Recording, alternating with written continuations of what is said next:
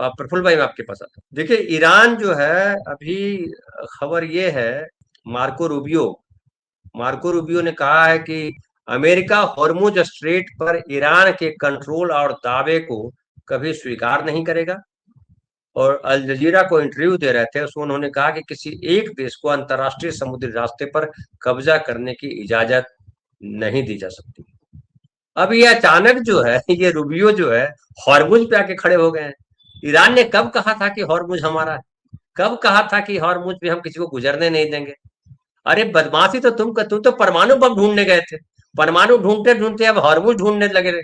ये प्रफुल्ल भाई, ये कहाँ जाके रुकेगा ट्रंप का ढोल? देखिए, ट्रंप का ढोल, सभी को नमस्कार। ट्रंप का ढोल तो रुकने वाला है नहीं, इसलिए कि ट्रंप लोगों से बात करते नहीं है। आज ही मैंने एक चैनल पर कहा कि ट्रंप और हमारे मोदी जी जो बात करते हैं उसको मिरर टॉक बोलते हैं। आईना में देख करके जब आप बात करते हैं अपने आप से, ये डायलॉग नहीं होता, मोनोलॉग होता है। बड़े लोगों ने भी किया है।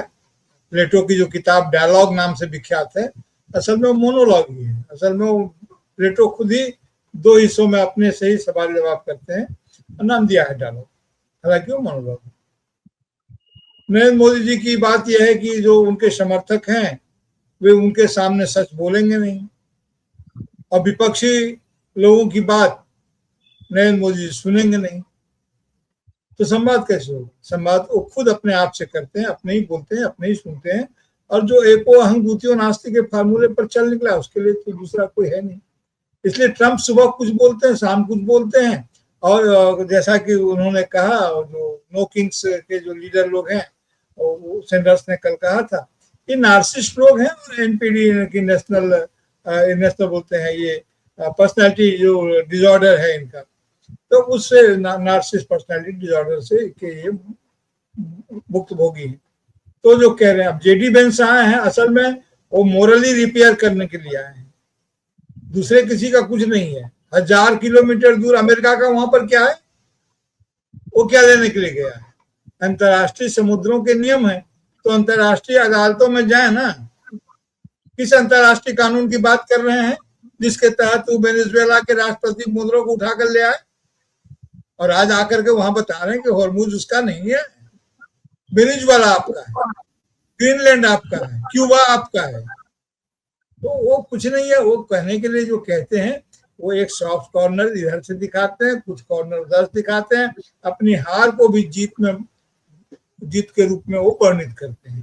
तो जेडी बेंस का क्या है? जेडी बेंस तो कभी ये भी कह रहे थे शायद कि बंद कमरे में जो बात होती है बाहर कर दूं तो विस्फोट हो जाए। तो बंद कमरे में क्या बात होती है? इस तरह की बातें भी सामने आई थी। कहने का मतलब मेरा ये है कि इनकी बातों से अब कोई असर नहीं होना है। अब ये भौतिक लड़ाई लड़े, नैतिकता की घाट को ये कभी रिपेयर कर नहीं पाएंगे। इनके बस में वो है नहीं। ये सब नैतिक युद्ध हार चुके हैं। ये ठीक है कि ईरान का कब्जा उस पर नहीं होना चाहिए।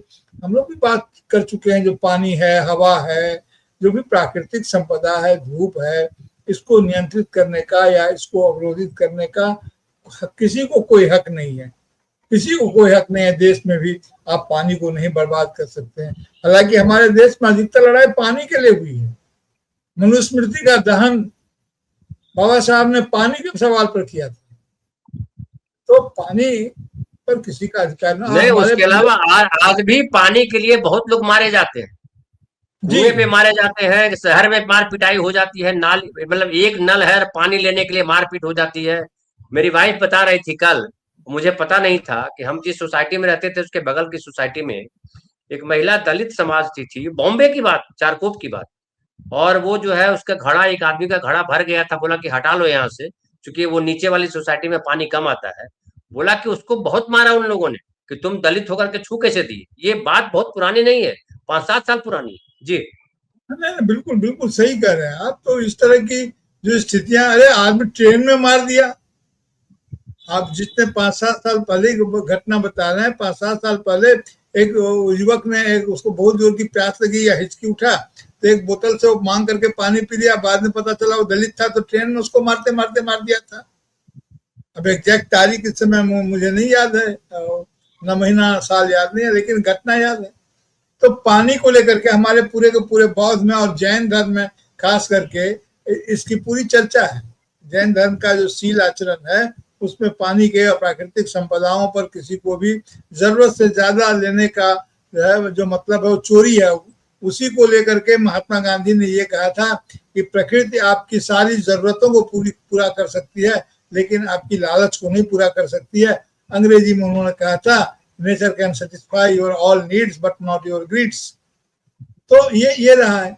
अब ये बात तो बिल्कुल सही है कि दुनिया में हाहाकार मचाने का हक ईरान को नहीं है, लेकिन दुनिया में ईरान को इतने दिनों से आपने प्रतिबंध लगा के रखा है, कौन कहाँ व्यापार करेगा, कौन किस भाव से तय करेगा, ये सब कुछ आप करेंगे और आप बताएंगे कि दूसरे को क्या हक है और क्या हक नहीं है।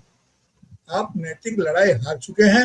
वो दौर गया जब आप नैतिकता का बाना पीटते थे, जब आप कहते थे कि आप दुनिया के एक नैतिक गार्जियन हैं। आप उसके बाद पुलिसिंग में आए कि आप दुनिया की एक मोरल पुलिसिंग में आप हैं। सही बात तो ये है कि आप गली के गुंडा की भाषा बोल रहे हैं। आप जैसे रिटायर दरोगा के गुंडा बन जाने की, इलाके के गुंडा बन जाने की कहानी आपके साथ लगी हुई है।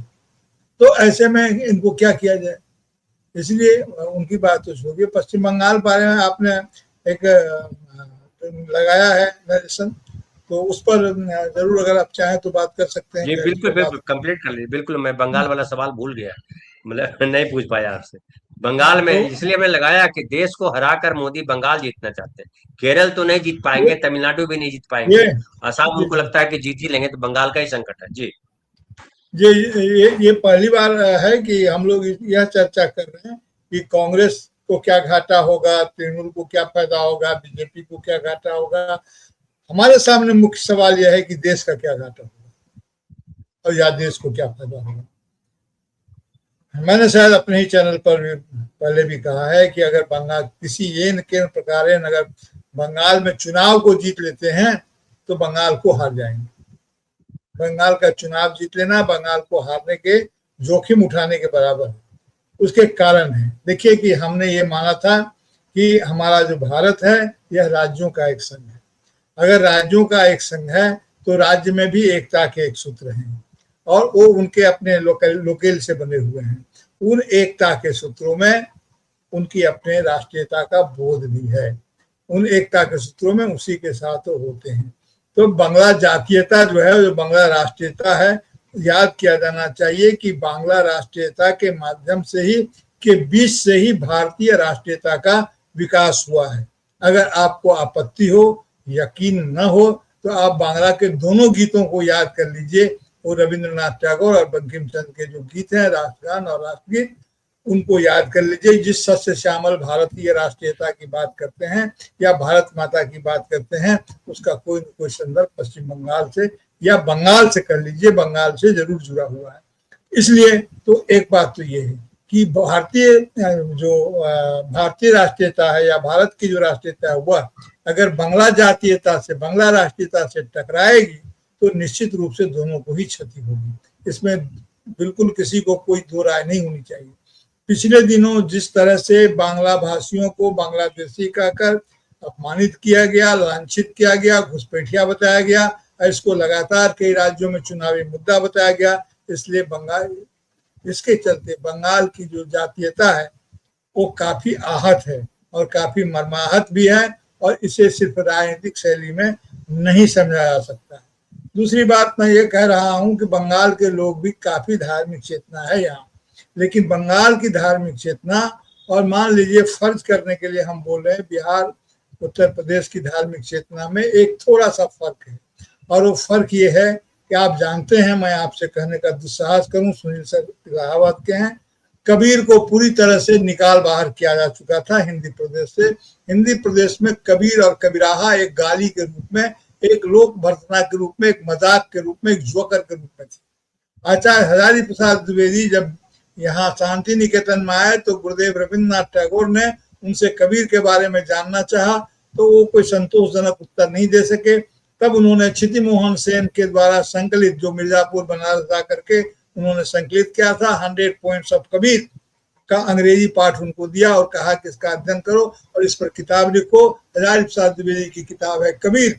और वो कबीर में जाकर के देखेगा, सारी घटनाओं का वर्णन है। कबीर को लेकर के जब वो यहाँ से बनारस गए तो वहां रामचंद्र शुक्ल जी को मानने वाले लोग और वो इस बात की बड़ी आपत्ति थी कि वहां कोर्स में अब तुलसीदास के साथ साथ कबीर पढ़ाए जाएंगे, और उसका लंबा एक संघर्ष है, उतना नहीं जाऊंगा, लेकिन इतना जरूर कह रहा हूं कि भक्तिकालीन जो भारतीय जनता पार्टी के बाद जो धार्मिक चेतना है वो पुरातनी है, जिसे वो सनातनी कहते हैं, पुरातनी चेतना है और उसके हिसाब से वो चलते हैं, और वो वर्णाश्रमी चेतना है। लेकिन पश्चिम बंगाल में या बिहार के भी कुछ हिस्से में जो चेतना है, धार्मिक चेतना, वो भक्ति का है, वो मध्यकालीन चेतना है और वो भक्ति की चेतना है। लेकिन पश्चिम बंगाल में भक्तिकालीन चेतना होने के, मध्यकाल के भक्तिकालीन चेतना के साथ ही साथ यहाँ पर आधुनिक चेतना भी है, जो नवजागरण के मूल्यों से उसको संवर्धित किया हुआ है।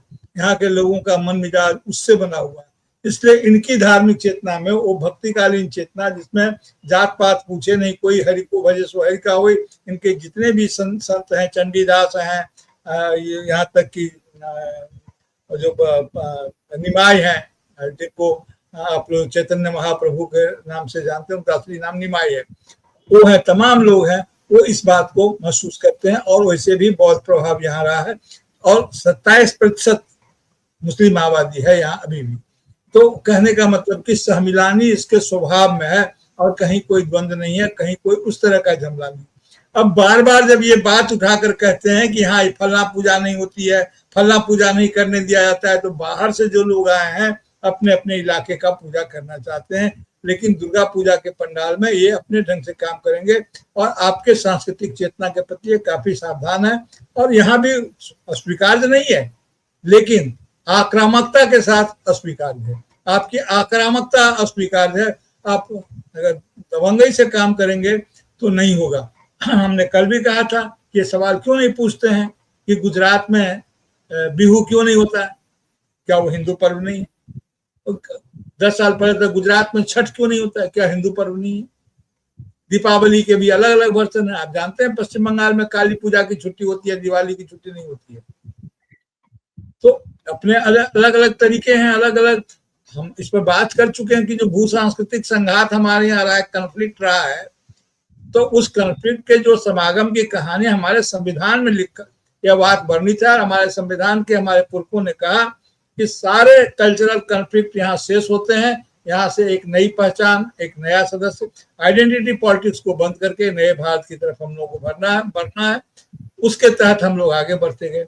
अब इसमें बहुत सारी बातें आ जाती हैं, राजनीति है, राज्य के अपने लक्ष्य हैं, लेकिन पश्चिम में अंतिम बात ये कहूं कि भारतीय जनता पार्टी और राष्ट्रीय स्वयंसेवक संघ की राजनीति कभी भी इस देश की राजनीति के साथ नहीं रही है।